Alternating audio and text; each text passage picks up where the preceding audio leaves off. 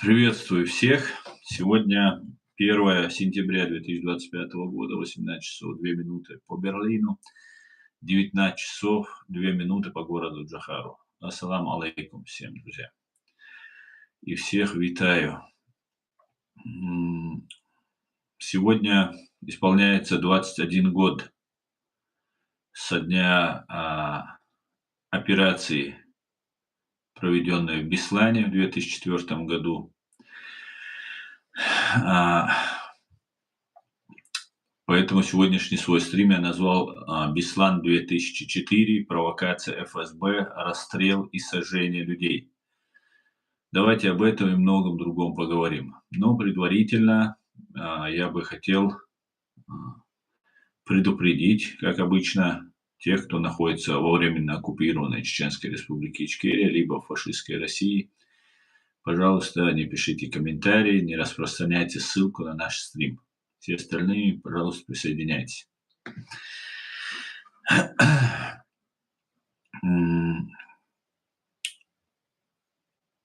Приветствую, Александр. Приветствую всех, друзья.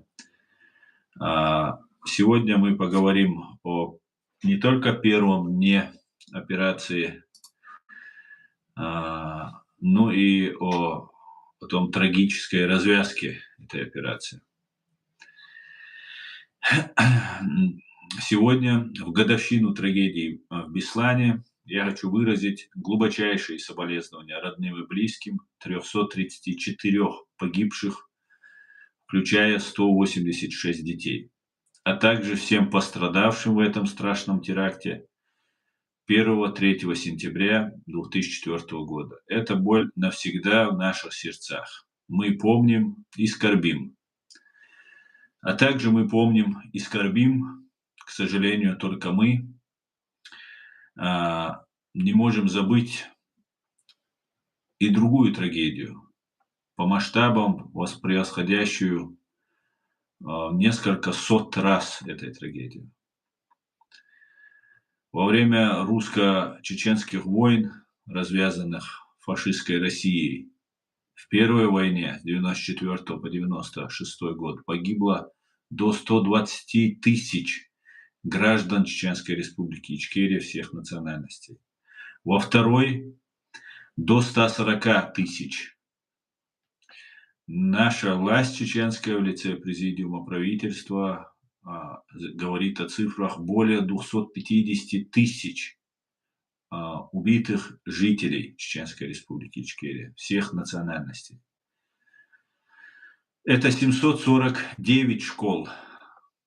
И Бесланская школа — невероятно большая трагедия. Я искренне сочувствую, соболезную. Это 750-я школа. Среди погибших до 42 тысяч детей. Это как если бы 226 школ, таких как в Беслане, потеряли всех своих детей. Эти цифры не просто статистика, это жизни, семьи, будущее, уничтоженное войной. Мы чтим память всех жертв и призываем к правде и справедливости, чтобы такие трагедии никогда не повторялись.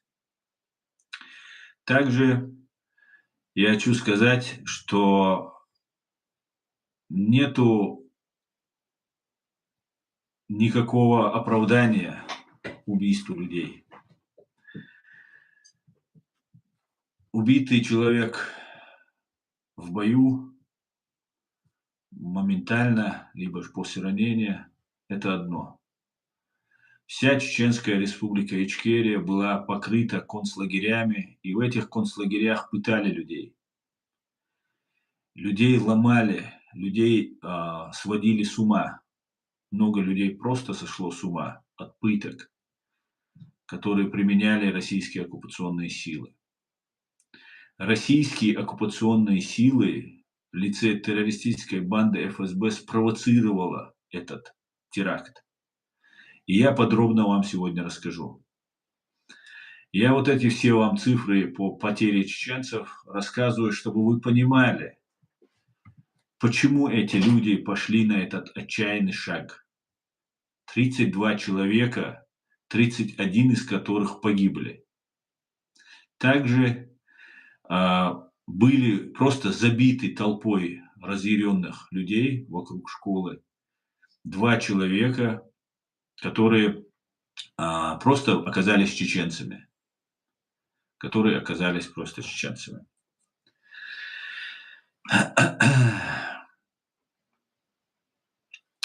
Давайте я вам в хронологическом порядке расскажу, как это было.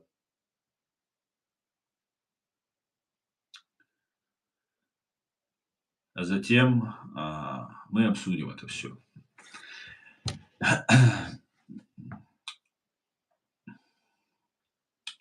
Теракт в Беслане. Я немного подготовился, чтобы быть неголословным.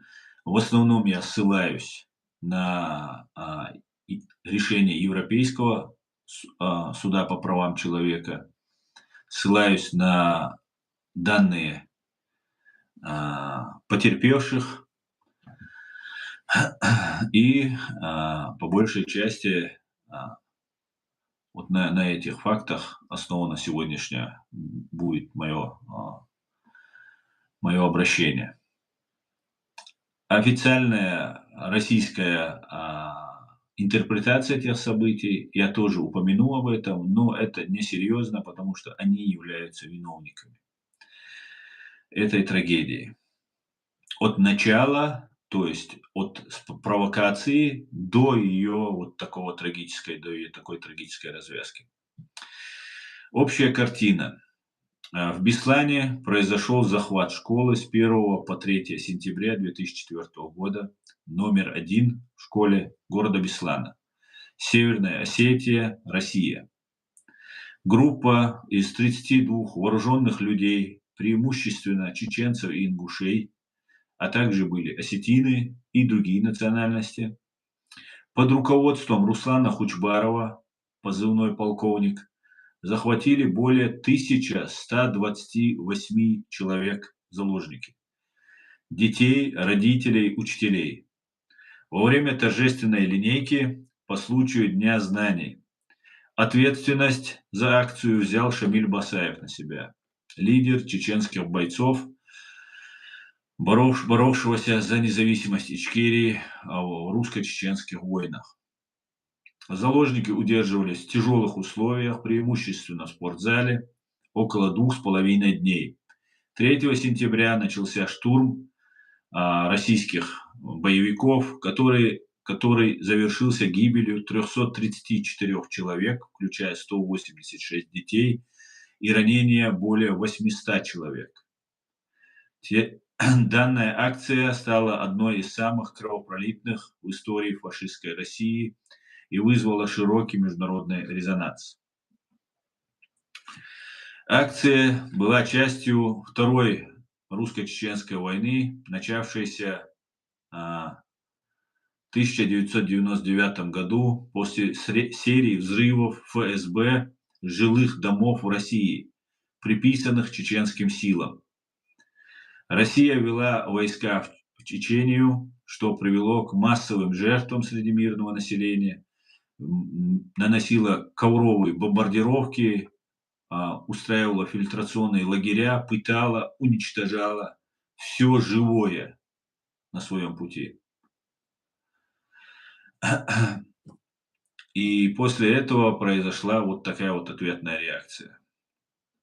В том числе с территории Осетии, в том числе с территории Моздока проходили акции против чеченского государства, чеченского народа.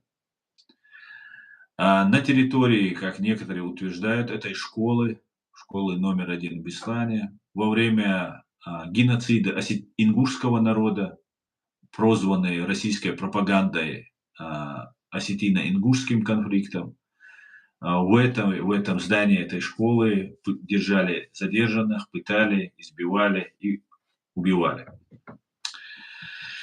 Итак, 1 сентября 2004 года в 9 часов 9:15 по московскому времени во время линейки во двор школы номер 1 въехали автомобили ГАЗ-66 и ВАЗ-2107 Из них вышли 32 вооруженных человека, включая 2 женщин. Они открыли стрельбу в воздух и загнали более 1128 человек в здание, преимущественно в спортзал. Около 50 человек сумели сбежать начавшейся суматохи. Вооруженные люди установили взрывные устройства в спортзалах. Я считаю, и многие эксперты считают, что это были муляжи, никаких взрывных устройств ни в школе Беслана, ни в Норд-Осте не было. В спортзале и в других помещениях установили муляжи. Я буду исходить из своей гипотезы, и у меня есть этому подтверждение, вы потом все это услышите, соединив их в единую цепь. Однако устройства, находящиеся в спортзале, где были заложники, скорее всего, были муляжами. Об этом ниже. Они расстреляли 8 человек во время захвата, включая милиционеров, и позже убили еще 10 мужчин-заложников, которых сочли для себя угрозой. Требования. Вывод российских войск из Ичкерии, остановка геноцида чеченского народа, признание независимости Ичкерии, освобождение арестованных за терроризм в Ингушетии. Записка с требованиями была передана через заложников, а также видеокассета с обращением Басаева к Путину. Условия заложников. Людей держали в спортзале без еды, детям и взрослым запрещали двигаться, разговаривать. Конечно, это нарушалось, что усугубляло физическое и психологическое состояние. Температура в зале была высокой, несмотря на сентябрь, на Кавказе тепло и очень даже жарко. Некоторые дети даже теряли сознание. Оперативный штаб под руководством главаря ФСБ Северной Осетии Валерия Андреева был сформирован в 10:30, то есть буквально через час-полтора. Власти занизили число заложников, сообщили о 354 вместо 1128. Это свидетельствует о том, что русские сразу же решили применять силу. И также это свидетельствует о том, что к этой операции они были готовы. Это вызвало недоверие и гнев у местных жителей и захватчиков. 2 сентября 2004 года переговоры и эскалация. Единственным, кому удалось войти в школу и провести переговоры, точнее, кто отважился зайти в школу и провести переговоры, был экс-президент Ингушетии Руслан Аушев. Он добился освобождения 25 женщин и грудных детей. Захватчики передали ему письмо с требованием Путину. Потребовали для переговоров Леонида Рошаля, детского доктора, но он испугался заходить. Аслан Масхадов, президент Чеченской республики Ичкерия, заявил о готовности к переговорам, но российские власти не пошли на контакт. Журналисты Анна Политковская, которая могла участвовать в переговорах, была нейтрализована. Ее, вероятно, отравили в самолете, когда она летела в Осетию.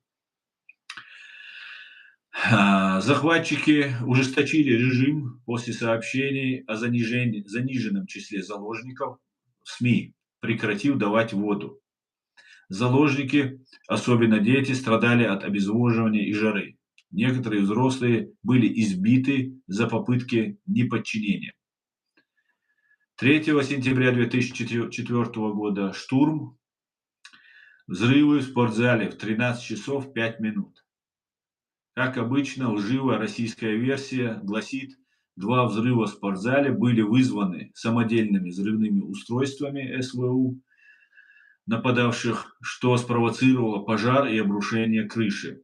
Это стало поводом для начала штурма спецназом «Альфа» и «Вымпел», хотя свидетели утверждали, что стреляли из огнеметов и танков по школе. Как начался штурм в Беслане? 1-3 сентября. Позиция ЕСПЧ и матерей Беслана. Хронология начала штурма. 3 сентября 2004 года в 13:05 в спортзале школы номер 1, где удерживались заложники, произошли два мощных взрыва. Это стало сигналом для начала штурма российскими силами. Спецназ ФСБ «Альфа» и «Вымпел», армия. После взрыва началась стрельба, пожар в спортзале и хаотичная операция по освобождению заложников. Фактически никакого освобождения заложников не было. Было просто уничтожение вот всех, кто там находился. Ну и точек огня, по которым по ним стреляли. ЕСПЧ решением от 2017 года дело Тагаев и другие против России сообщает, суд не установил точную причину взрывов, но отметил, что они произошли до начала штурма. ЕСПЧ ссылается на свидетельства заложников, указывающие на огненный шар, прилетевший через спортзал, что соответствует выстрелу из огнемета «Шмель» или гранатомета с крыши близлежащих домов. Суд признал, что Россия не предоставила убедительных доказательств, что взрывы вызваны бомбами захватчиков.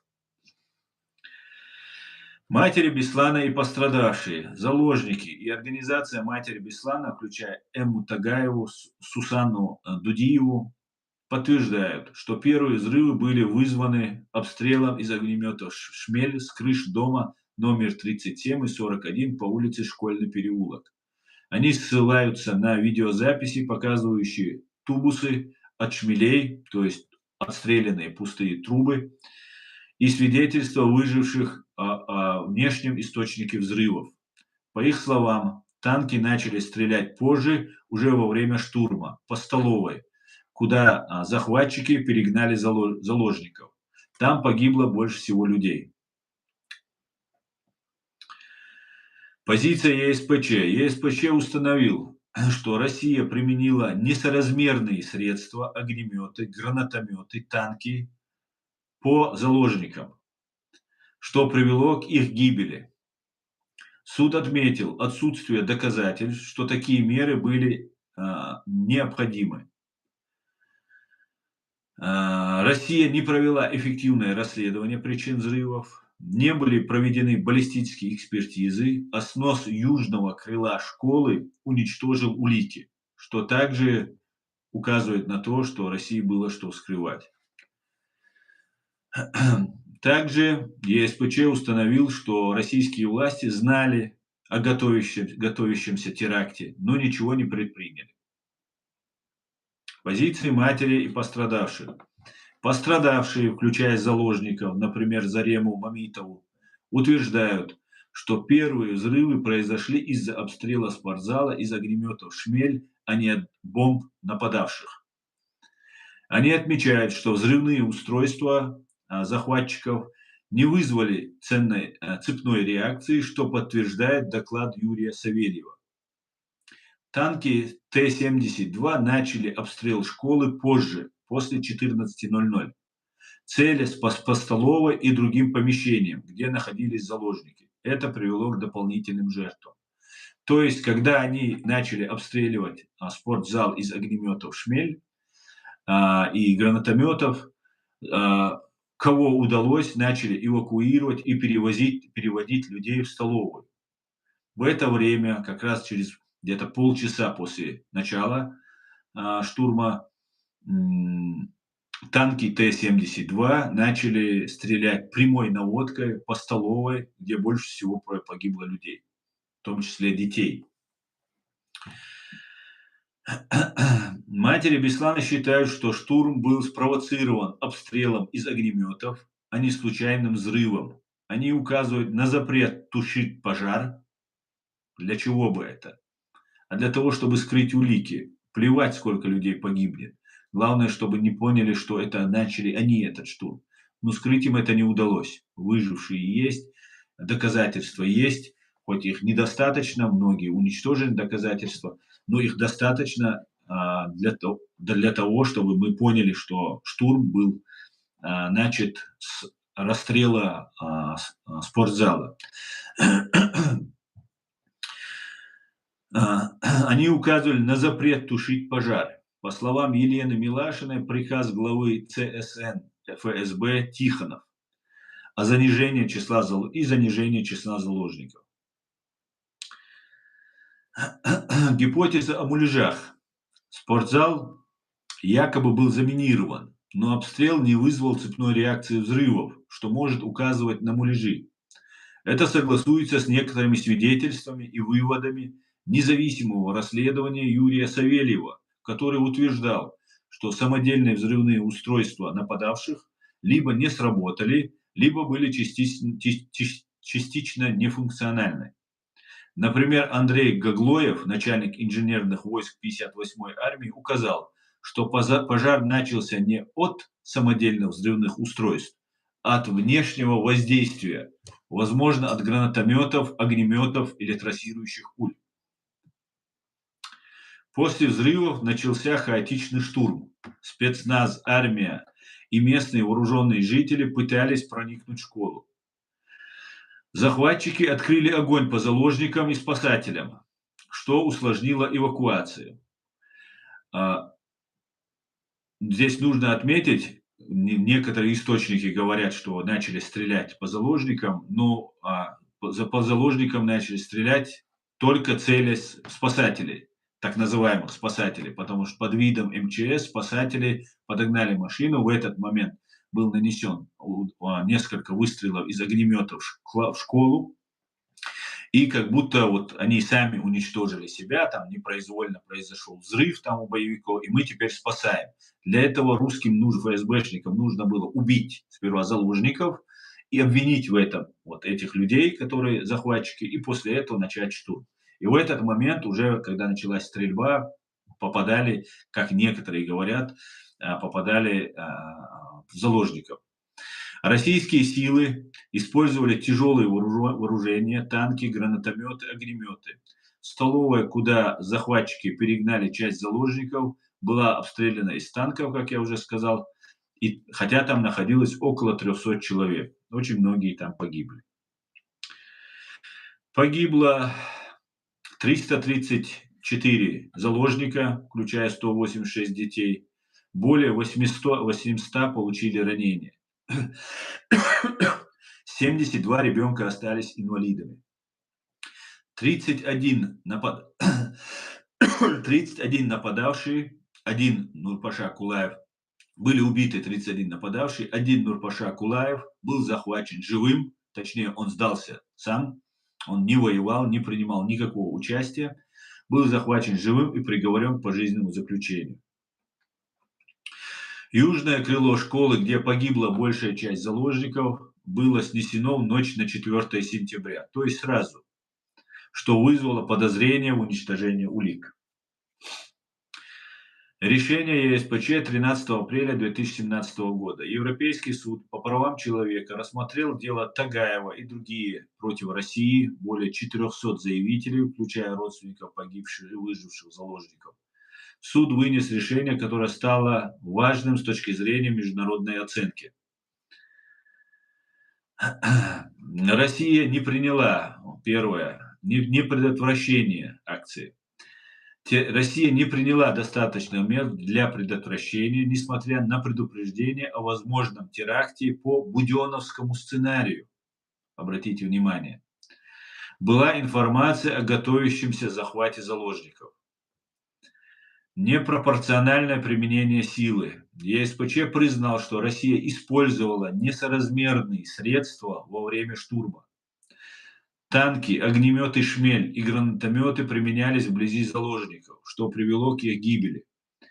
Суд отметил отсутствие удовлетворительных и убедительных доказательств, что эти меры были необходимы. То есть суд не видел необходимости стрелять из танков и огнеметов по спортзалу, а затем по столовой. Понимаете? Просто людей убивали, просто людей уничтожали, чтобы взвалить все. Чем больше будет жертв, тем больше трагедия, меньше будут обсуждать. Просто какое-то сатанистское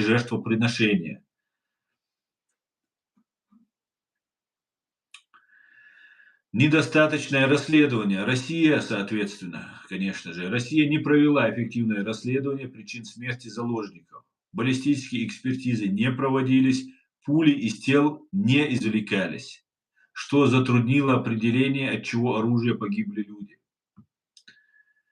Российские власти намеренно сообщили о 354 заложниках вместо 1128, что могло повлиять на ход переговоров и общественное давление. Ну и также готовились, сразу же было принятие, на мой взгляд, было принято решение о штурме. Потому что дальше я вам сейчас все расскажу подробно.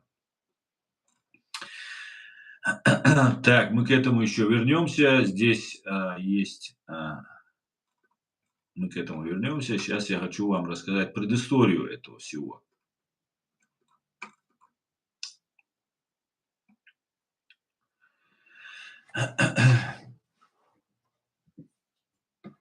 Как это все начиналось, кто это организовывал, что и да как. Данный теракт был частью во время Второй русско-чеченской войны, начавшейся в 1999 году после серии взрывов ФСБ жилых домов России, приписанных чеченским силам. Россия ввела войска в Чечению, что привело к массовым жертвам среди мирного населения, разрушениям и обвинениям в нарушении прав человека. А фактически это был геноцид чеченского народа, который продолжался с начала конца 1994 года, с начала первой русско-чеченской широкомасштабной войны, первой широкомасштабной агрессии России против чеченского государства и народа. К 2004 году активная фаза войны перешла в партизанские действия. И, на мой взгляд, я считаю, что это действие было актом отчаяния чеченского сопротивления, потому что вопиющая несправедливость была, и люди пытались обратить внимание. Как вы видите, не матери Беслана, то есть пострадавшие, это организация так называется, матери Беслана, там в основном матери в нее входят, но не только они, ни Европейский суд по правам человека не говорит, что хотя бы одного заложника, там, детей кто-то расстреливал. Даже бомбы были муляжами для того, чтобы держать вот этих людей в страхе, которые находятся там внутри. То же самое было в Норд-Осте. Запустили газ, минут 10-15 этот газ распространялся по этому залу, люди потихоньку засыпали, но ни один из них не взорвал бомбу в Норд-Осте. Это было в 2002 году. В 2004 году тоже не было, даже огнеметы залетали в спортзал, из танков, гранатометов расстреливали, и все равно не произошло детонации, никакого подрыва, ни они не взорвали, ни даже детонации не произошло.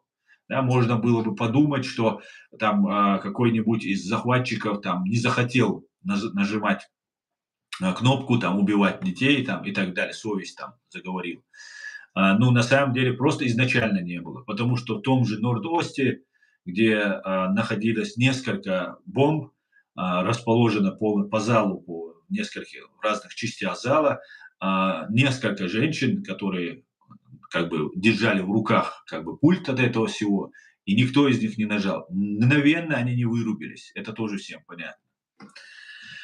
Давайте подробно расскажем.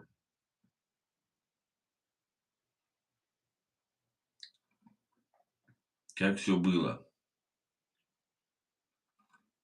Сейчас, подождите.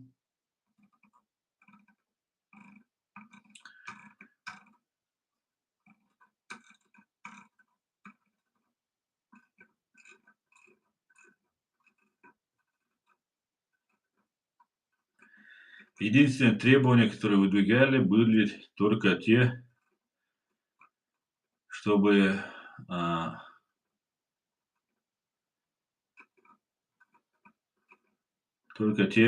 остановить войну и не убивайте нас. Все, что требовалось. Просто чтобы не убивали нас.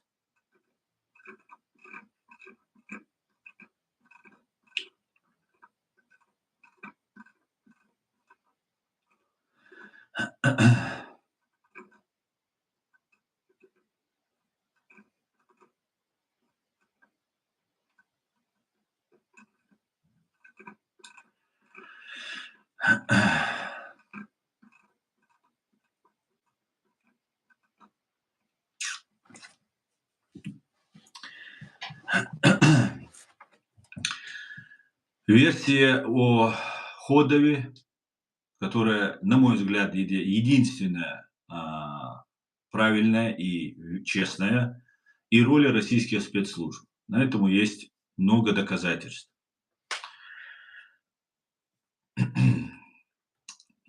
Кто такой Владимир Ходов? Биография. Владимир Ходов, этнический осетин, родился в селе Ильхотово, Северная Осетия. По данным «Новой газеты», он с 2003 года был связан с чеченскими силами, боровшимися за независимость.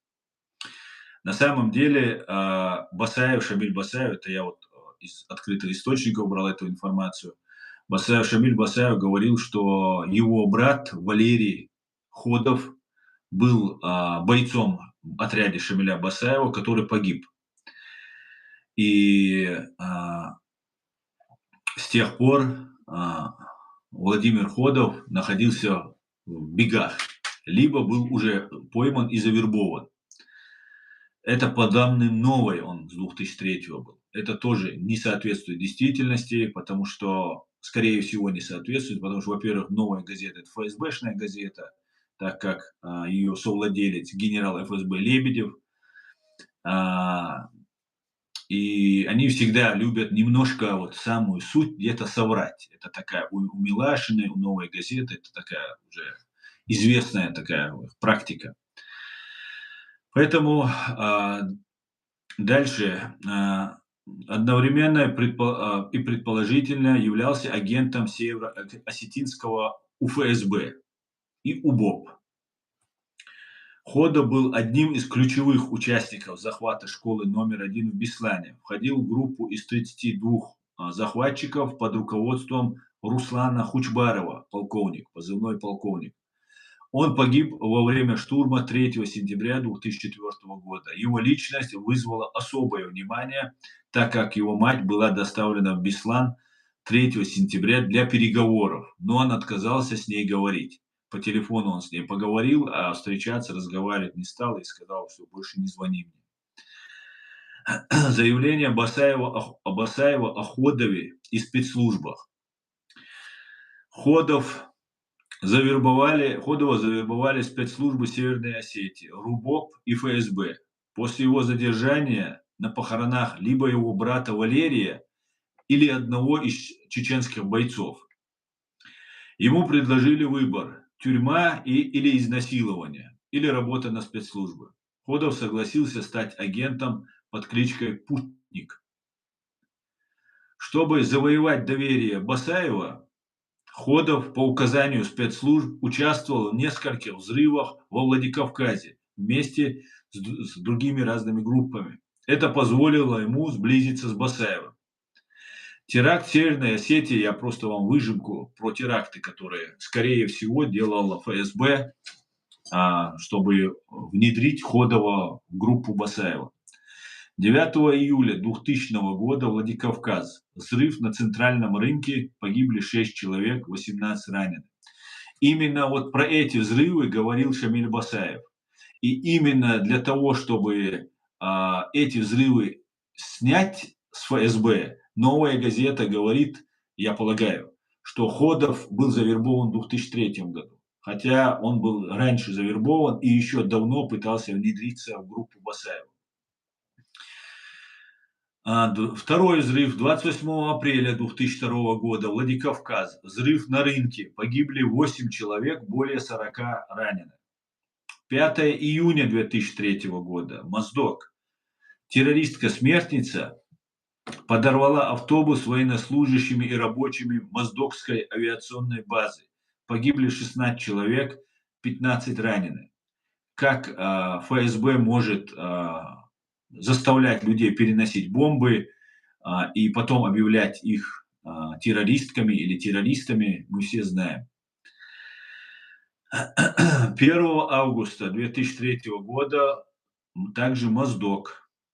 Мужчина на грузовике со взрывчаткой ехал на территорию военного госпиталя. Госпиталь разрушен, погибли 20 человек, более 20 ранены.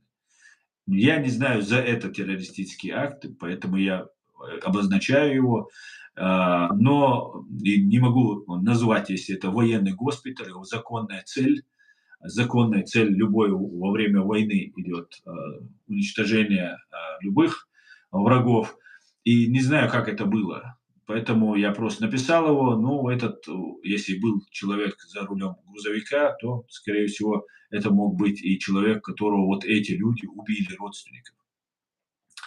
3 февраля 2004 года, Владикавказ. Взрыв заминированной машины ВАЗ-2107 возле филиала Гамит-банк на перекрестке улиц Бородинская и Горького. Погибло 2 человека, 8 ранены. Я считаю, это террористический акт тоже, скорее всего, осуществила ФСБ. Ходов, по словам Басаева, предложил организовать шахидскую операцию с захватом правительственного комплекса. И вот теперь он внедрился. А как Басаев об этом рассказывал? К нему пришел человек, который представился Владимиром Ходовым и сказал, что вот он хочет там сражаться. Он уже провел теракты, что вот он такой весь заслуживающий доверия и так далее. И он находился какое-то время с нашими бойцами, и после этого он решил, что он не будет служить России и готов служить кавказскому сопротивлению. И Шамиль Басаев сказал, что он его поблагодарил за то, что он признался, что он агент засланный. И после этого рассказал, для чего ты здесь. И вот он рассказал вот такую историю, что нужно провести операцию с захватом правительственного комплекса, парламента и администрации Северной Осетии во Владикавказе, запланированную на 6 сентября 2004 года, День независимости Чеченской Республики Ичкерия. Обратите внимание, что 24 августа 2025 года некий офицер ФСБ Алексей Титов при закладке бомбы в центральном детском магазине на площади Лубянка в Москве самоподорвался. И это тоже на День независимости. План якобы был разработан со спецслужбами, которые собирались перехватить группу бойцов при въезде в Владикавказ и уничтожить их, а Ходова вывести из операции. Басаев сравнил это с Шараповым подсобки, имея в виду укрытие агента. Басаев утверждает, что Ходов признался ему, что является агентом спецслужб, стал двойным агентом, работал на чеченские силы. Место захвата администрации во Владикавказе 6 сентября группа под руководством Кучбарова 1 сентября вошла в Беслан, перепутав объект и время. Басаев заявил, что спецслужбы открыли коридор для сбора разведданных с 31 августа 2004 года, что позволило бойцам беспрепятственно проникнуть в Беслан. Басаев утверждал, что у него есть живой участник операции, готовый дать показания для международного расследования, чтобы доказать причастность российских спецслужб. Он призывал к открытому расследованию событий в Беслане. Представьте себе, человек, которого вся фашистская Россия называет террористом, говорит о открытом расследовании. А российские спецслужбы сносят правое крыло школы, не проводят никаких ни баллистических экспертиз, ни тел погибших не исследуются, не изымаются даже пули из тел, и, видимо, и осколки тоже, и не проводят никакое расследование. Вот кто террорист? Кто после этого террорист? В августе 2004 года, это Милашина пишет, старший уполномоченный УБОП Северной Осетии, имя не разглашается, подал рапорт начальнику службы безопасности МВД Казбеку Мамаеву о готовящейся акции. Рапорт был адресован исполняющему обязанности начальника УБОП Роману Сахиеву, но по данным «Новой газеты» никаких действий по нему не последовало.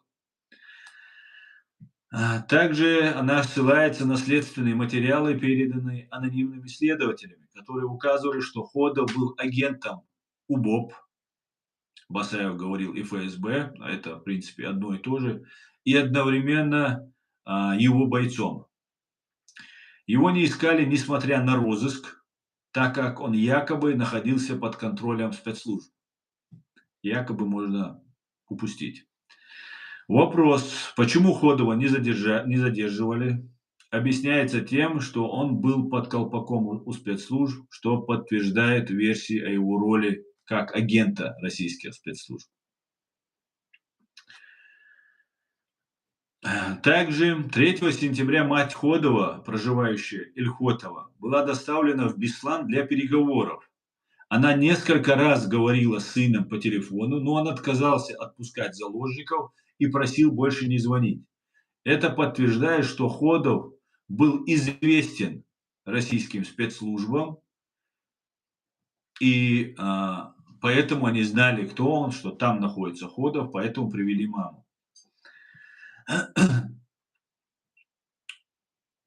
Организация, позиция матери Беслана, организация не напрямую поддерживала версию Ходова, но указывала на странности в действиях властей, отсутствие реакции на предупреждение о теракте, беспрепятственный проход бойцов через блокпосты и ложь о числе заложников.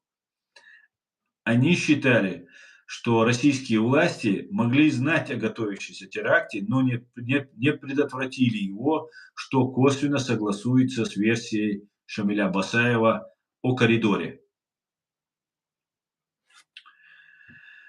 Как захватчики прошли блокпосты?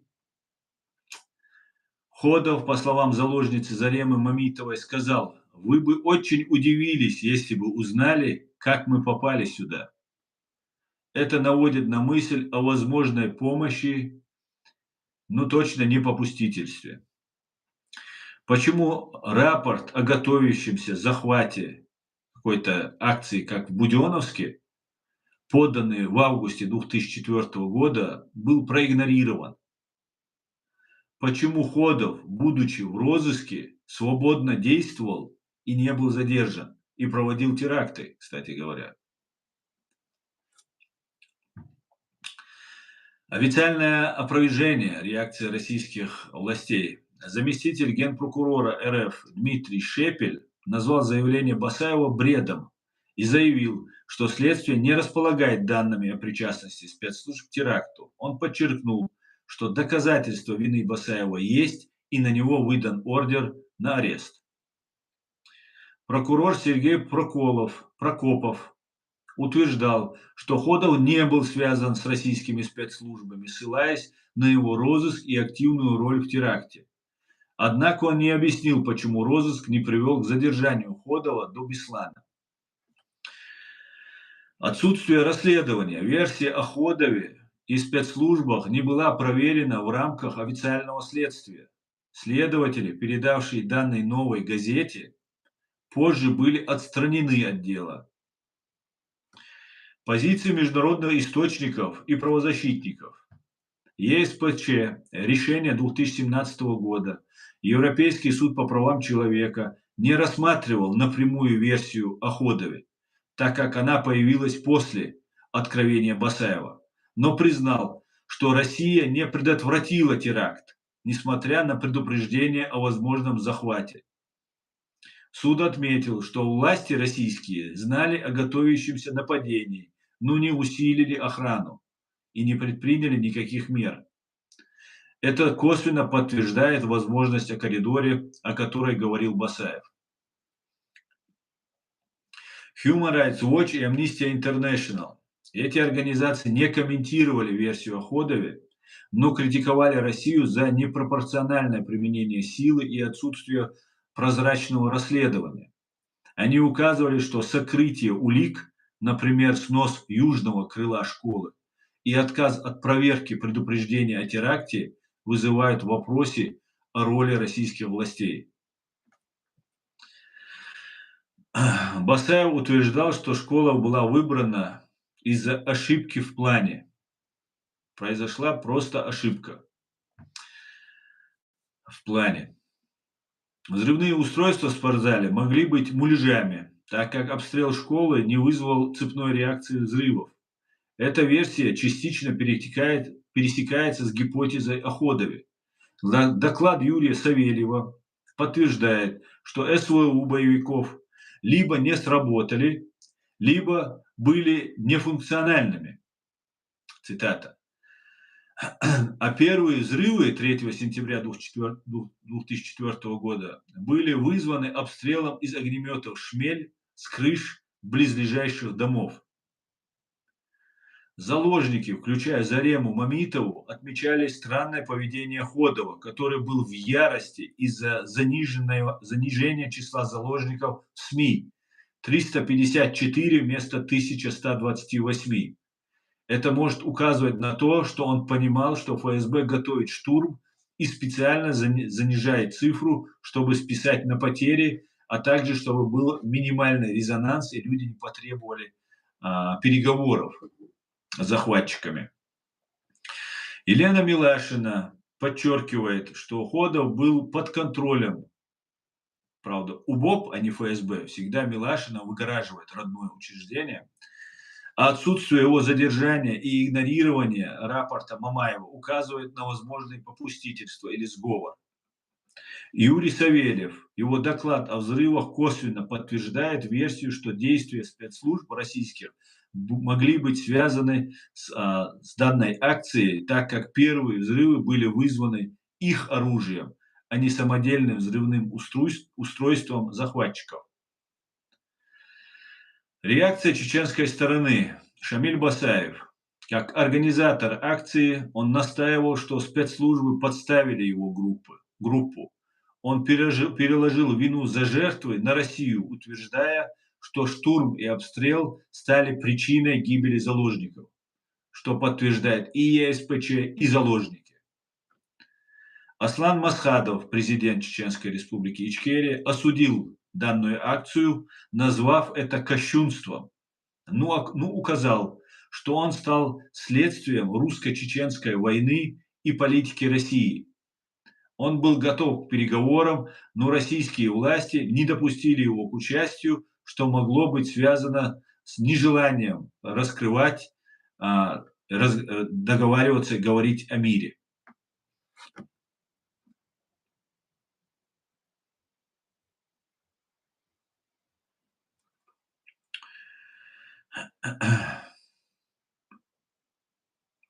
Так, чтобы не повторяться, просто я пройду дальше.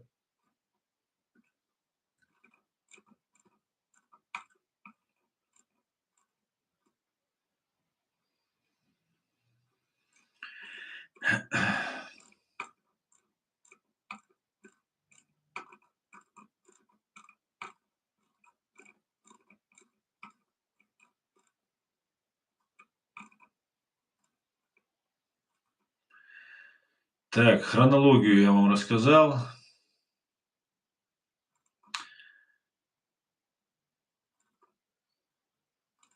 В принципе, все, что известно по фактам, я вам рассказал. Последствия: погибло 334 человека, включая 186 детей, более 800 ранены, 72 ребенка остались инвалидами. Все жертвы похоронены на мемориальном кладбище город Ангелов в Беслане, где установлен монумент Древо скорби. Русские любят убивать своих детей, а потом им возводить памятники, как они это делали в Донецкой области. Психологические травмы затронули не только заложников, но и весь город. Дети, пережившие теракт, страдали от ПТСР, а родители боялись отпускать их в школы. Про чеченских детей, про чеченских людей никто и не вспоминал. Чеченцев начали еще больше убивать, преследовать и терроризировать. Как, в принципе, и ингушей тогда начали усиленно и репрессировать, задерживать, подкидывать и так далее.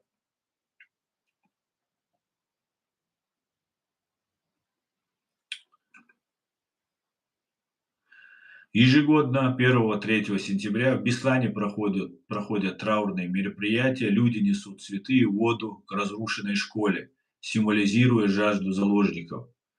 Но чеченских людей никто не вспоминает. На месте, где была школа, был создан Международный культурно-патриотический центр «Беслан-школа номер 1», которые осуждают матери Беслана, считая, что он уничтожил улики, был создан именно для этого, в то время как другие видели в нем как бы способ скорби и памяти.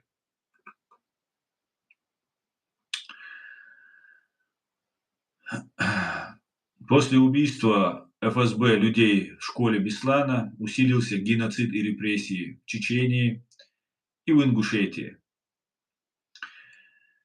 Это еще больше радикализировало конфликт.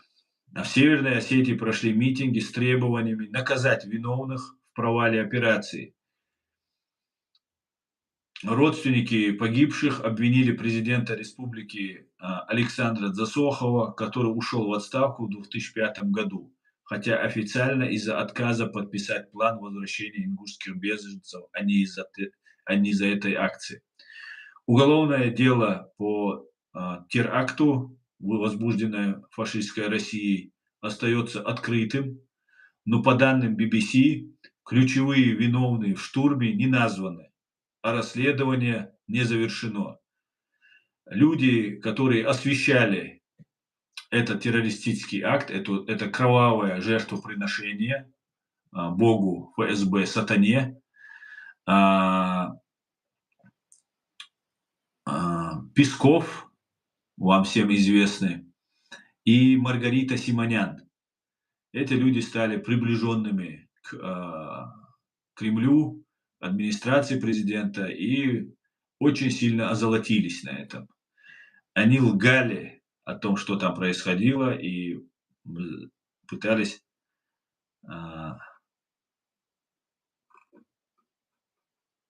скрыть правду от людей.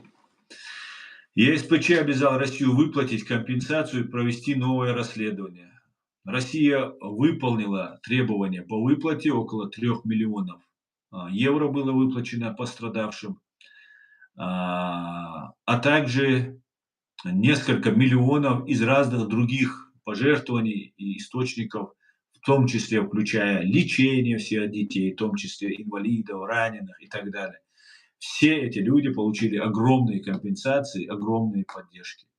И то, что 800 человек было ранено, говорит о том, что просто всех записали в раненые. Просто всех записали в раненые. И все получили, то есть 334 погибло, 800, получается, получили ранения. И вот почти все задержаны, даже больше выходит, больше, чем 334. Вот такая вот получилась ситуация.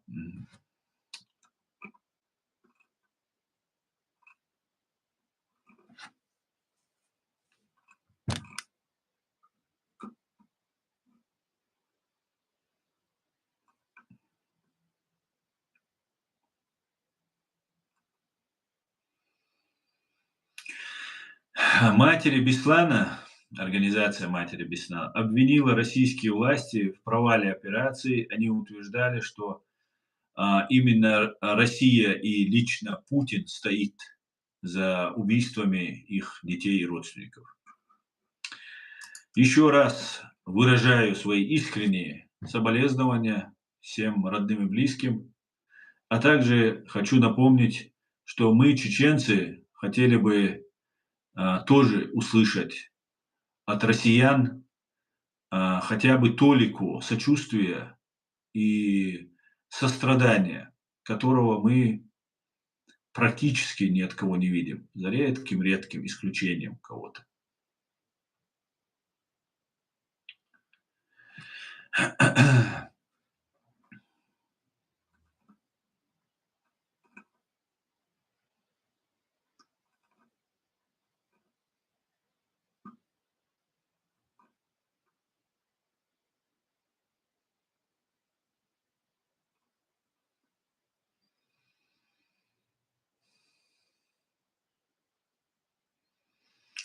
Почему про село Самашки никто не рассказывает? Да, было бы хорошо, если бы рассказал бы хотя бы один русский, который несет, Россия же несет ответственность. Было бы хорошо. Мы говорили про Самашки, много рассказывали, много писали, но было бы хорошо, если бы русские говорили об этом. Но русские не говорят, мало кто говорит. Никто в Самашках не получил никакой компенсации, ничего.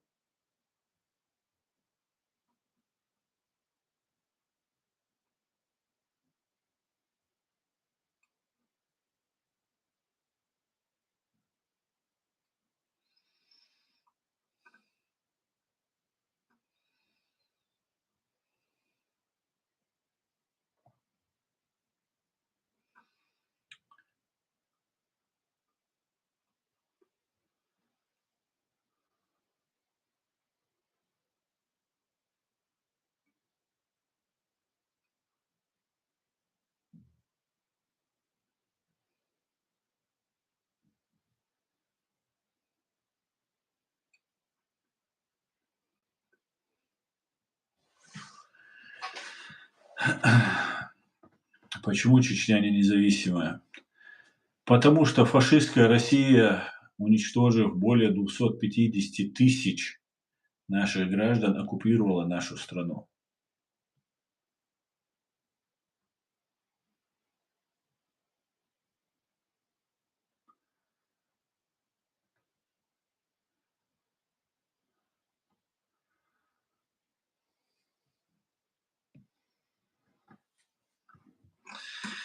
Так, друзья, задавайте вопросы, пишите комментарии, давайте обсуждать все и вся. Салам всем свободным людям, салам, брат Аслан. Шалом, дорогой брат Эд. Аслан, как ты думаешь, когда фашистская Российская Федерация ответит за все свои преступления перед мировым сообществом? Ой, даже не знаю. Ой, даже не знаю, Эд, когда она ответит.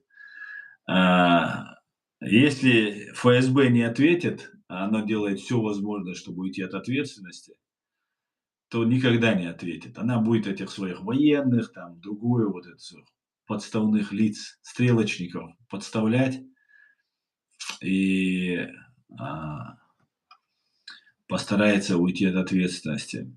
Шамиль, все, Осман, все, друзья, я вас приветствую. Алейкум ассалам, шалом алейхум. Витаю вас всех, друзья. Витаю.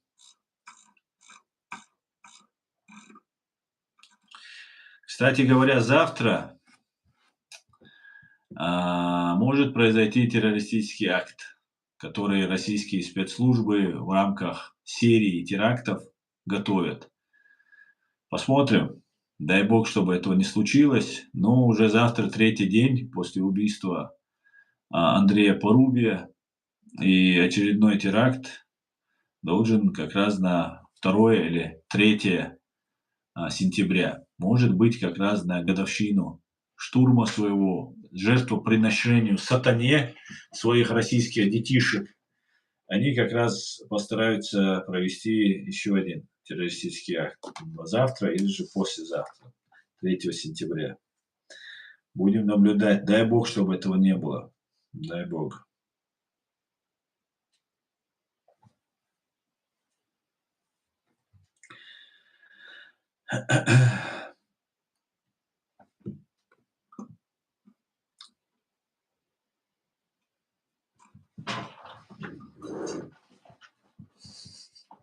Алейкум салам.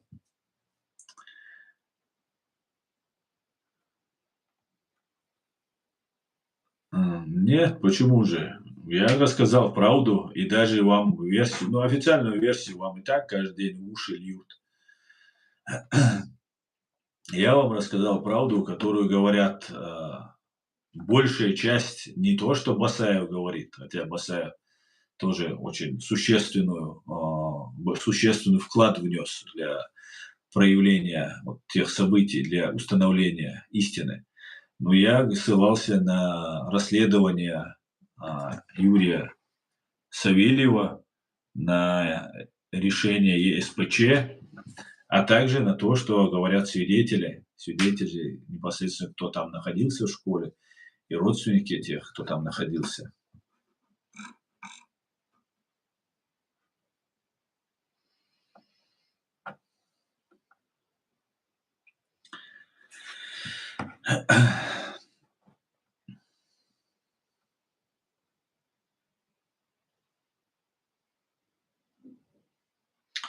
Мировое сообщество не будет разбираться, нам надо с ними разобраться. Да, мировое сообщество будет, если им принесут все на блюдечке, все согласятся, будут слушаться, вот тогда будет. А так, ну, смотрите, да, Россия выплачивала компенсации, это правда, но деньги, они не восстановят справедливость.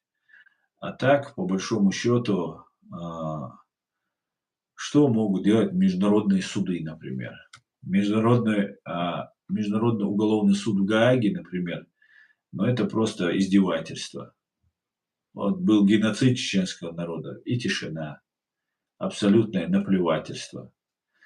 А, ну вот Путина внесли они в список. Путин, хотя, конечно, опасается парень, лучше, чем ничего вообще. Как-то так.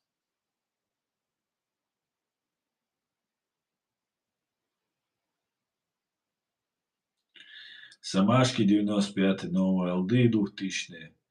Новые Алды, Катыр-Юрт, Элистанджи, Дуби-Юрт, огромная, вся республика, нету практически ни одного населенного пункта, где они не совершали геноцид.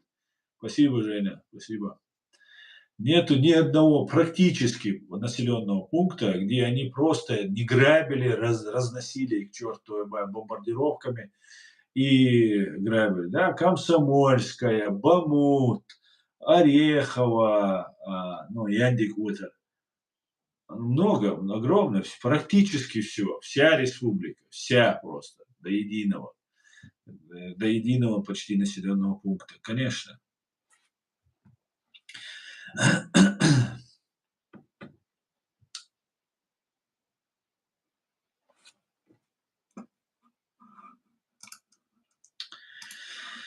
Так, давайте вам актуальное сейчас немножко расскажу. Вы знаете, что Израиль нанес удар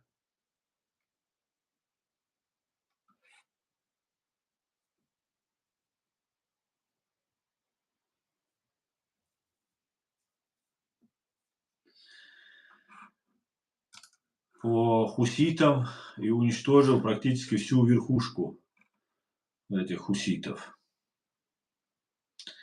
Также Израиль нанес удар по базе Иране, где был какой-то у них было совещание какое-то, на глубине 30 метров собрались, и почти весь генералитет ликвидирован, который там собирался. Но и самое интересное, президент Польши потребовал репараций от ФРГ в день 86-й годовщины начала Второй мировой войны. Кароль Навроцкий выступил на площади Вастерплатте в Гданьске, где в 4:45 утра начались памятные мероприятия. Чтобы иметь возможность строить партнерство, основанное на правде и добрых взаимоотношениях, мы должны урегулировать вопрос репарации от немецкого государства, которые я, как президент Польши, однозначно требую ради общего блага. Заявил Навроцкий. Через 86 лет Навроцкий заявил, понимаете?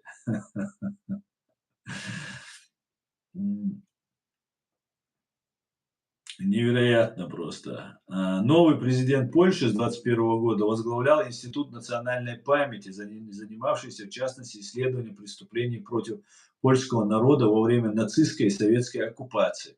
В ходе предвыборной гонки Навроцкий регулярно говорил о репарации за ущерб, нанесенный Польше нацистской Германии. Варшава требовала от Берлина компенсацию военного ущерба с 2017 года в 2020 и в 2022 году был представлен трехтомный доклад о потерях Польши в результате нападения нацистской Германии и оккупации. Итоговая сумма составила 6,2 триллиона злотых, около 1,3 триллиона евро. В Берлине на эти требования отвечали, что хотя Германия не снимает с себя историческую ответственность за совершенное преступление, вопрос о репарациях Польши они считают закрытым. Я бы попросил бы уважаемого пана Кароль Навроцки не просить у Германии 1 миллиард или там сколько, 1 триллион и 300 миллиардов, бороться с коррупцией. А еще было бы, перед тем, как просить у своего союзника в это трудное время, который вооружается, который готовится к очень серьезной эскалации в Европе, не у них просить денег, а у России попросить этих денег, у правопреемницы СССР. Но я полагаю, что господин Кароль Навроцкий немножко боится просить у русских. А также я попросил бы, не говоря уже о каких-то действий мужских, военных против России, за уничтожение в 2010 году около 100 высшего руководства, в том числе президента и первой леди, уничтожение высшего руководства Польши. А также хотя бы вернуть обломки самолета, которые до сих пор не возвращают русские. Какие бесстыдные эти люди. Бабки им нужны в срочном порядке, понимаете? Бабки, бабосы им нужны. Бабосики нужны ему. Нужно показать, что он там, смотрите, я же требую. Популизм чистой воды. Просто.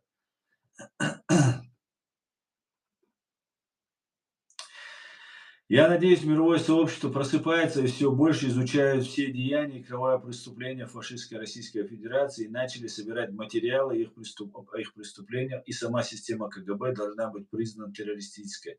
Давно пора, не знаю, почему этого не делается.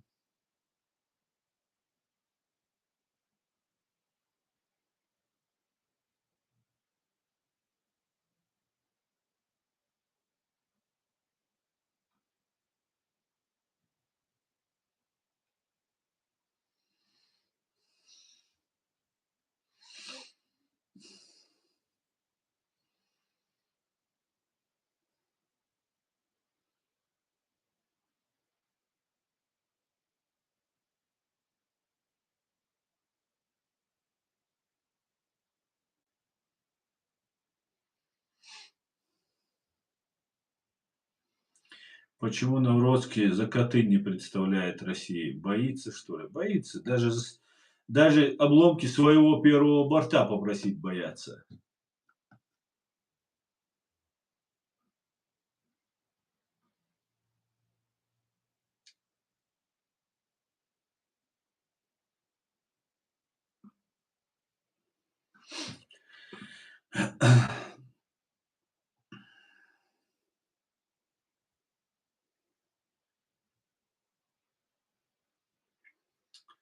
Осетины братья Чечне, говорит он. Осетины, как и все кавказцы, принадлежат кавказской цивилизации и кавказской нации. И я отношусь с большим уважением к осетинам, которые не убивали нас, которые не участвовали в геноциде чеченского народа, как ко всем остальным нашим соседям, которые не принимали участие. А все, кто принимали участие, это пособники геноцида чеченского народа. Я это неоднократно говорил и буду говорить. Говорил и буду говорить. Сегодня тоже у нас идет DOS-атака, я так полагаю. Обычно я понимаю, что у нас идет DOS-атака на канал не только то, что у нас там мало бывает зрителей, да, как сейчас там 105 нас смотрят. Обычно несколько сот бывает. Иногда тысячи достигает, если они вообще не мешают нам, и канал начинает везде показываться. После того, как стрим заканчивается, я проверяю и не могу открыть просто свой же стрим, зайти и снова его открыть не могу. И я понимаю, что они атаковали. Ну и видно, начало во время стрима видно, и потом вот подтверждение, когда ты иногда бывает, ты до следующего утра, я не могу открыть свой же стрим, который мы только что смотрели. Мне приходится там ссылку перекидывать, уже по ссылке там как-то заходить.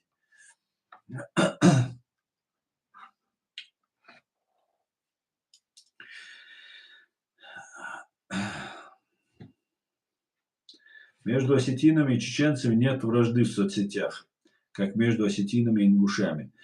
Но между осетинами и ингушами это искусственно сделано. И осетинам и ингушам давно надо понять, что уничтожение, геноцид ингушского населения в пригородном районе, это было сделано для того, чтобы сеять вражду между двумя соседними народами. И умные люди не должны поддаваться на эти провокации, что с одной, что с другой стороны. Это однозначно. Мы, кавказцы, нам все равно друг от друга никуда не деться.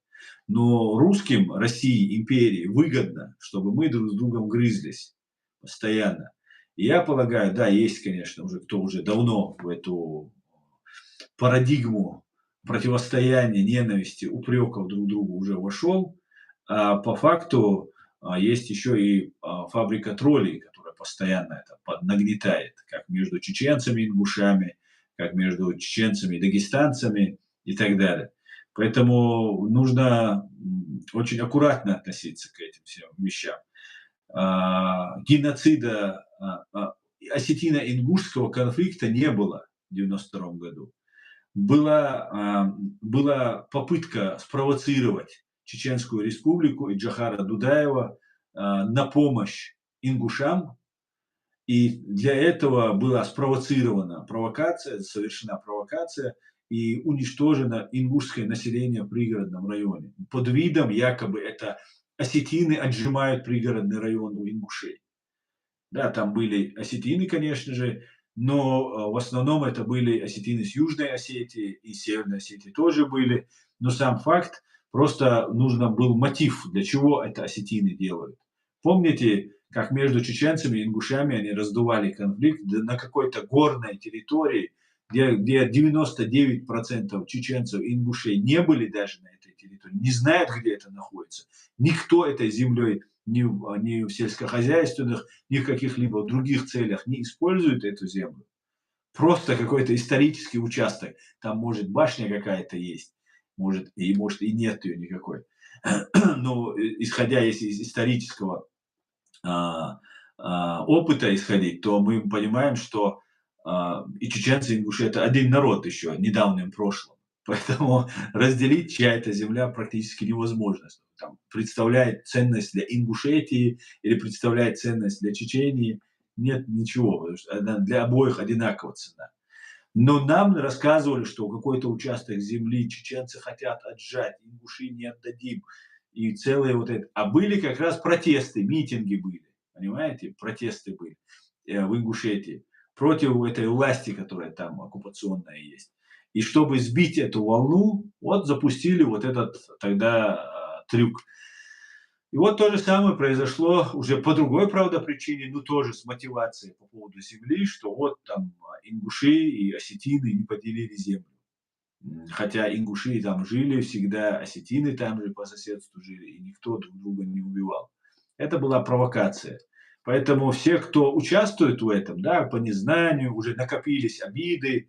И, вы знаете, когда вот этот фитиль войны поджигают, провокаторы, после этого у войны уже свои правила, появляются а, свои интересанты этой войны. Когда у тебя убивают семью, у тебя убивают родственников, ты уже не смотришь на какие-то геополитику, какие-то провокации спецслужб.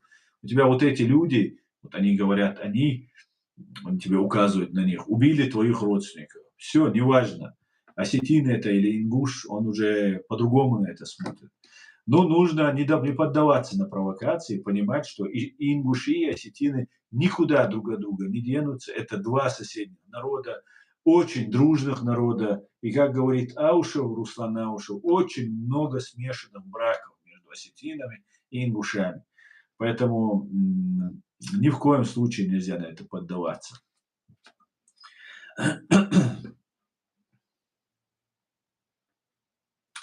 Асан, как ты думаешь, когда будет суд над фашистской Российской Федерацией? Должен быть судимы все агенты, все, кто помогал или косвенно принимал участие в юридически, и они должны быть судимы. Я не знаю это. Я не знаю. Я только за, если будет суд, но я просто не знаю. Я думаю, только победа Украины может обеспечить этот суд. Но, к большому сожалению, Украине недостаточно оказывают поддержки, к сожалению. Хотя Украина и выстоит, и она победит в любом случае. Ну, это дольше займет времени, больше жертв будет, может быть, там не все сможет отвоевать, а если не все, значит, Россия разгром не будет. Ну, короче, это 2-3 года, если еще протянется, Россия не выдержит вот этого марафона. А Украина, она и меньше, и ей тоже очень трудно. Но посмотрим, посмотрим. Когда будет, я не знаю. Я полагаю, что война окончится не раньше 2027 года. То есть следующий год она еще будет. И, возможно, весь 27-й даже, может, будет. Будем надеяться, что пораньше закончится. Посмотрим.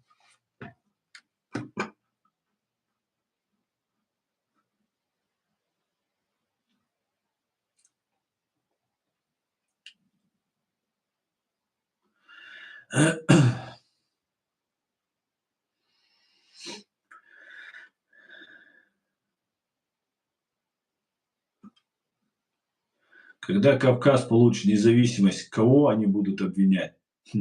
Когда Кавказ получит независимость, неуловимый Джо, у нас никого не надо будет обвинять. Мы будем жить и созидать. Ты даже не представляешь, насколько культурная нация, кавказская нация, насколько высококультурная нация, высокодуховная у нас нация на Кавказе.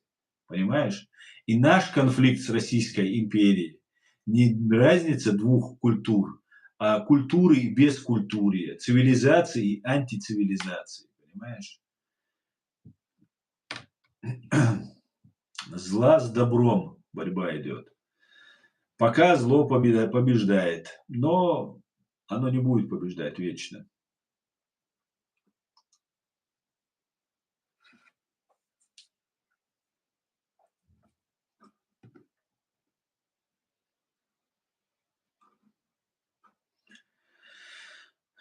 Передаем привет с Киева. Спасибо, мы украинцы, наша родина. Это сны, это наш Крым. Слава Украине! Вы добьетесь, украинцы. У вас есть для этого все возможности, и силы, и характер, и помощь. Хотелось бы больше ее. Больше, больше, больше. Но вас уже не победит эта Россия. Это просто исключено уже. Понимаете? Вы им зубы обломали. Теперь осиновый кол нужно вбить в сердце, чтобы вот этот оборотень больше никогда не ожил.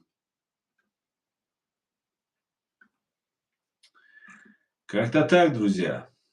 Как-то так.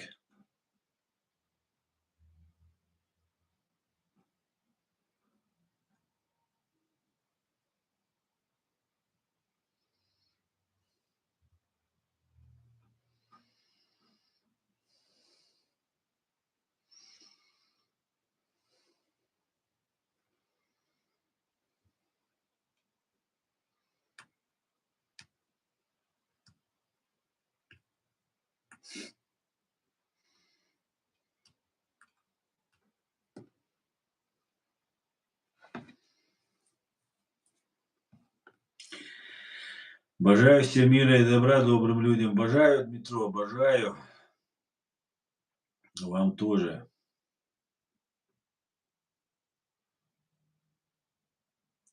Асан, как ты думаешь, когда Ичкерия будет деоккупирована, Ингушетия останется с фашистской Российской Федерацией или Ингушетия соединится с Ичкерией?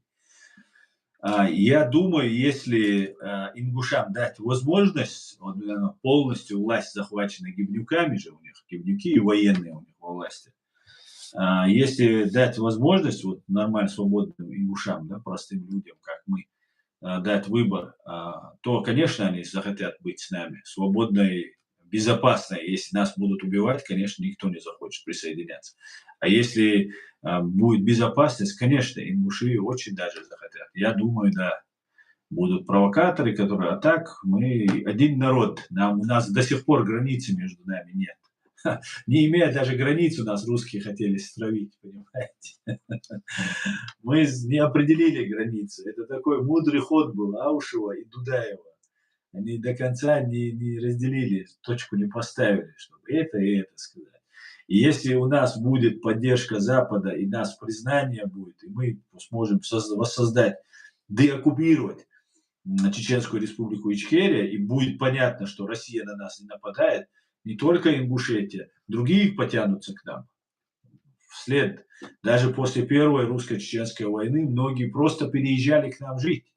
И кабардинцы, и карачаевцы, и чеченцы, и дагестанцы, и ингуши просто переезжали жить и покупали квартиры, жили, потому что таким образом протест выказывали. Хотя такой бардак, разрушено все было, там практически ничего не функционировало, но зато ты жил свободно, тебя менты не дергали, не преследовали.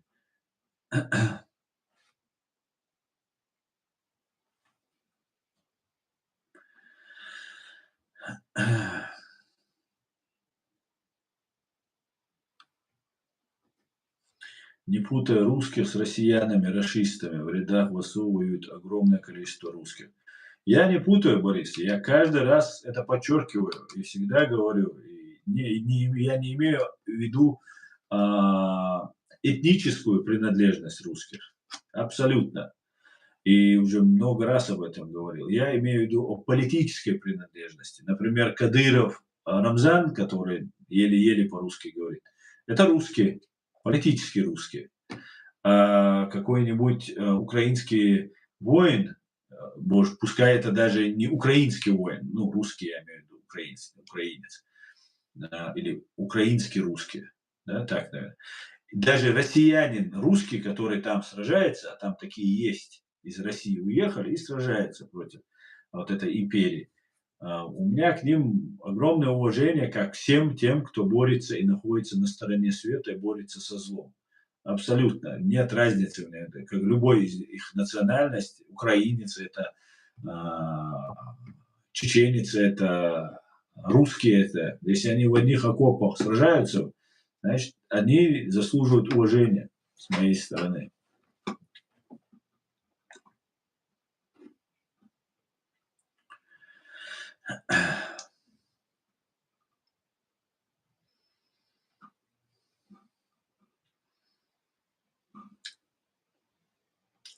Русские — это все, кто забыл свои корни: таджики, татары, немцы, финны, украинцы, поляки.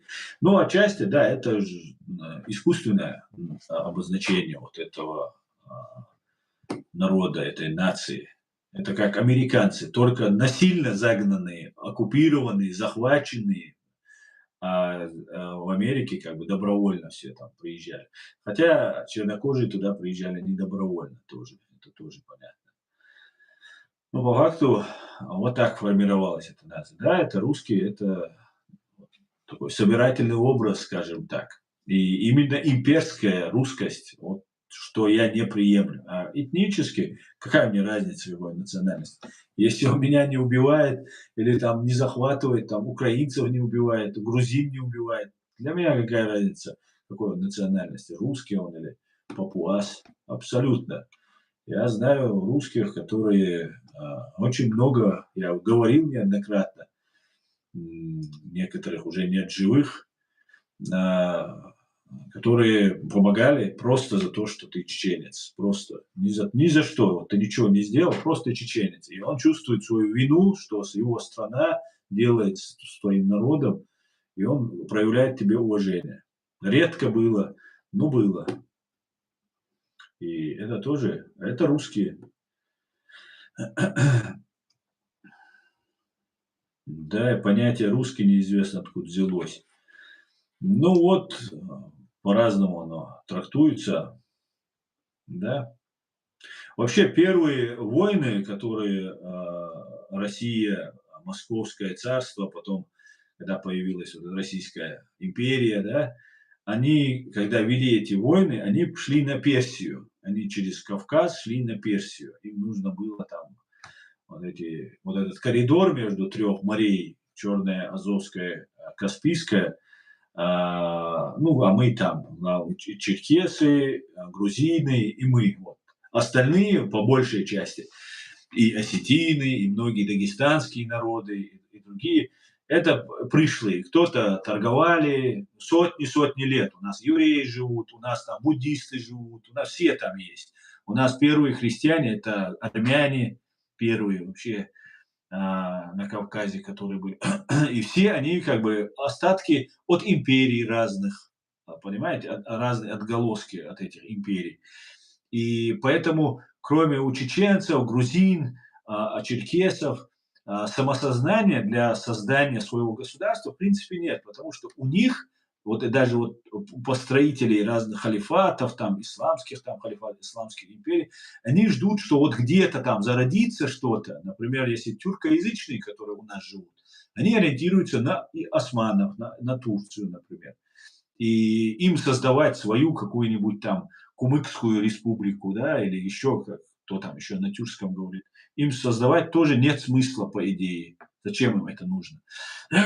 Если у них есть там центр там, в Стамбуле или где-нибудь еще. Поэтому в этом смысле мы появлялись преградой, когда вот шли на Персию, шли там в походы там разные делали. И был остров, есть остров Чечен в Каспийском море. Оттуда пошло наше название. Нам разные сказки рассказывают, что чечен – это шишан по-арабски, там что-то благородный, там, чтобы нам чеченцам понравилось, и мы на эту версию склонились. На самом деле, те русские, которые шли на Персию, они не говорили на русском языке. Это было 1700 каком-то году, первый раз, когда мы с русскими. Еще они не были русскими, да, условно русские. Они не говорили на русском языке, они говорили на староцерковном языке, старославянский или староцерковный языки. Их руководство, их генералитет, я говорил, на голландском, французском и так далее языках. Петр I говорил на голландском, да, у него голландские там корни были. И фактически это были разные вот, народы, которых объединяли, брали в армию. Это были закабаленные народы, которые покоренные народы, которые истребляли, дань платить заставляли, ну и брали в армию. Да, были слуги, рабы были, которые от каждого двора там, на 25 лет, там, в 15-16 лет на службу царю отдавали. Ну, на всю жизнь фактически отдавали на службу. Там, до 40 лет. Да, тогда и жили как раз 35, 40, 45 лет люди. Средняя продолжительность была жизни. Если ты на войне не погибнешь там или почки себе не простудишь в окопах. И вот мы так познакомились. И они первое, вот с Астрахани, когда они там разбили вот это Астраханское ханство, и они двигались дальше. Двигались, и вот на острове Чечен, а у нас был флот свой, я не думаю, что он какой-то большой был, ну, по меркам какие-то суда, видимо, были, потому что остров Чечен – это остров. И там произошло столкновение первое. Вот там знакомство произошло с так называемыми русскими, которые были совсем не русские. Они не говорили, их руководство говорило не на русском языке, а это французский, голландский, английский. Вот эти языки были. Вот так говорит нам история, как все это происходило. И вот с тех пор они нас начали чеченами называть. Чечены. Вот как-то так все происходило.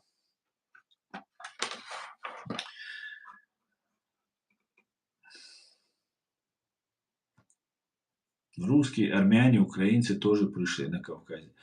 Да, русские, конечно, пришли, как я сейчас тебе говорил, это где-то 3 века, чуть более 3 веков назад они там появились, на острове Чечен там и так далее. И там Астрахань, там это Ногайская степь, там дальше, ну там, это все территории были тоже, опять же, империи передвигались, ну как бы завоевывали, кого-то там поглощали. Армяне это тоже, некоторые утверждают, что это тоже пришли. Ну, так давно все это произошло. Например, в Азербайджане есть вот этот анклав такой между Арменией, Ираном, азербайджанская территория, Нахичевань. Нохчи — это наше обозначение. Некоторые говорят, что вот было единое вот это царство, оно вот такое свободных людей, где черкесы, чеченцы, грузины 1000 лет назад, это тысячи лет, не 1000 лет, еще до христианские времена, до нашей эры, так сказать.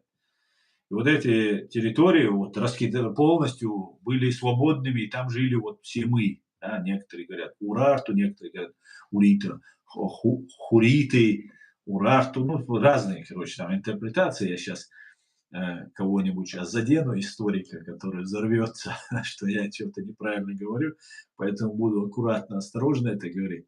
Но вот эти вещи, уже давно все поменялось. Например, евреи у нас живут 500-600 лет, как некоторые утверждают.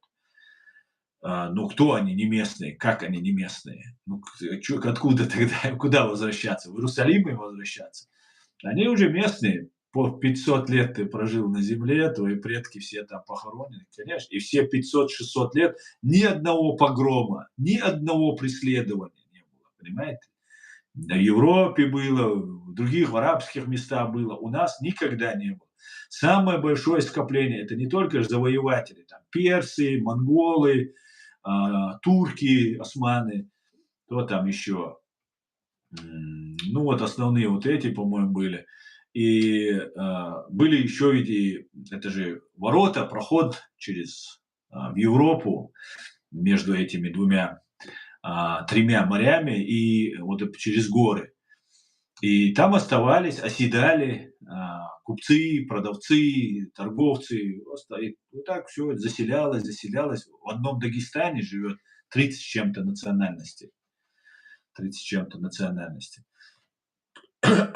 Им выделяли земли, некоторые дагестанские народы тоже пришли.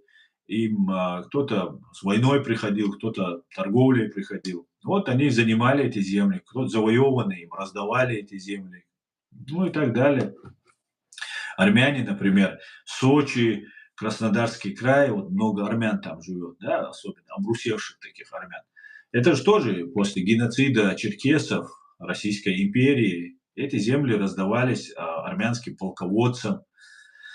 И вот они заселяли там своими родичами, своими соплеменниками. Вот так это все как происходило.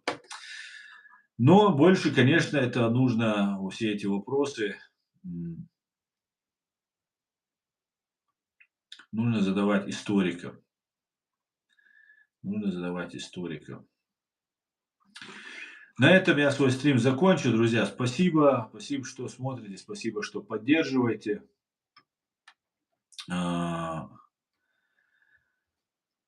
И, как обычно, слава Украине. Все будет Ичкерия. Ночи Амдинду Ичкери Диню. God bless the United States of America. Адикёль Маш Ойль. До свидания, друзья.